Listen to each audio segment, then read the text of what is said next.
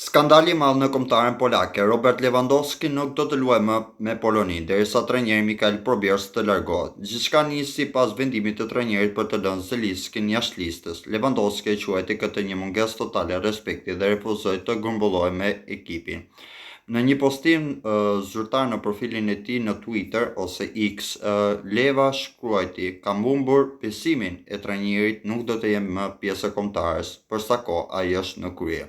Situata në kombëtaren polake është alarmante. Kombëtari është në një krizë totë dhe klubi rrezikon kualifikimin për Botrorin 2026 dhe është një rrezik serioz. Polonia pa Lewandowski është një trup pa zemër dhe tensionet brenda grupit janë në maksimum.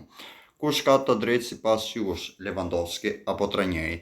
Komentoni poshtë dhe dërgoni një mik që ndjek Poloninë që është fan si Barcelonës ose Lewandowskit. Mos harroni bëni follow për më shumë lajme të futbollit në kohë reale.